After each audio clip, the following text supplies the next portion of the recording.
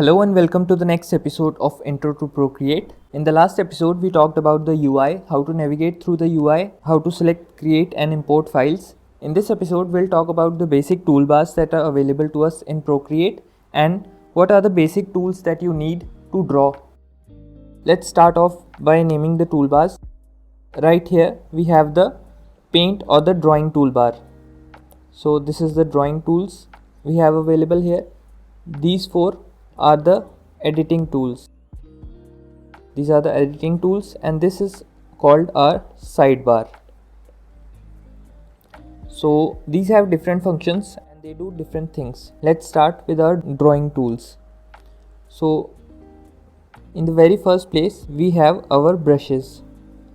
In the second place we have our smudge tool. In the next place we have our eraser tool. The next one is the layers panel and the last one is the color tools or the colors panel. So let's see them one by one and what they do. Keep in mind this is a brief introductory video about the tools and I will make a separate video on all the tools one by one. So first of all we have the brush library. Here you can see you have a ton of brush packs which you can select and they'll open up the brushes right here. So you can select any brush pack from here and you can select any of the brushes you'd like and just click on it once and you can draw with that brush. You have ton of options here. When you click on the brush again, it will open up the brush studio. This is a really good tool and I'll cover the brush studio in a later video because it will need a dedicated full video to it. So just close out of it and select the brush once when you need to select it. If you tap on it again, it will open up the brush studio. Just cancel or click done to close it. So select the brush and tap out of the screen right on the canvas and you can draw with that brush. And let's see the next tool. The next tool is the smudge tool. So when you select it for the first time, it will switch to from the brush tool to the select tool. But if you press on it again, it will open up the same brush library. You can use all the brushes available in the brush library in the smudge library also. So let's say you open up the smudge tool and the smudge library and you select this. You select airbrushing and soft brush. So now what you can do is you can draw with it and it will smudge it. Like when you draw with a pencil and smudge with a blending stump or paper or just with your finger, it does the same thing. So you click on it and you use the smudge tool to smudge the lines. The next tool we have is the eraser tool. So click on it once to select the eraser tool and you can erase the stuff. So tap on it again and it will open up the same brush library. You can select any of the brush you want to erase stuff also. You can also even use the same brush you used to draw to erase also. One trick while using these brushes is, let's say you select the brush tool and you are drawing with this fine hair brush. So you draw something and you want to erase or smudge with the same brush. So if I go to erase and see, this is the Salamanca brush selected right now from the painting brush pack. If I go back to the brush tool again, this has the materials pack selected and the fine hair brush selected. So if I long press on the eraser tool, long press, you'll see it shows erase with current brush right here. Now if you tap to see which brush is selected, it will select the same brush as in the brush tool is selected. You can also do this the other way also. Let's say you are erasing with the short hair brush and you want to draw with the same brush. You just tap and hold and it will paint with the current brush. It also works in the smudge tool also.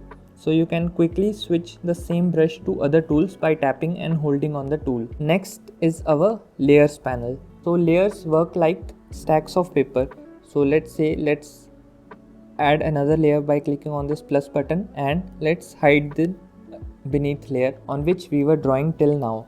So if you draw something, so layers are just like sheets of paper stacked onto one another. So let's select a brush and let's say you draw something on it. Let's add another layer and draw something on it too. Let's add another layer and draw something on it too. Now it looks like all these are on the same sheet or on the same paper, but actually they are not. They are on different layers, so you can hide any of these at any point in time. This is helpful if you want to create a sketch first, then a clean sketch, and then line art on top of it. You can also use it to color in your drawings using different layers. If you have 3 layers, this is layer 1, this is layer 2, and this is layer 3. Whatever you draw on layer 1 will be covered by whatever you draw on layer 2, and similarly if you draw something on layer 3, anything on layer 2 will not be visible. So let's say if you draw a circle on all of these layers, only the one drawn on the third layer will be visible. So basically this can house your rough sketch, this can house your clean sketch, and this can have your line art if we talk about a basic drawing. Then you can add in more layers in between the line art and the base layer, and then you can color them in. Let's turn off this layer, and this layer, and now we'll be left with a clean canvas again without deleting all the stuff.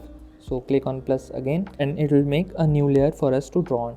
You can also click and hold and move the layers wherever you want. This is how you can change the position of the layers. So to give you an example, let's say the dark one is below the lighter one. So if I click on it and move it up, so now the darker one is visible and the lighter one is not visible.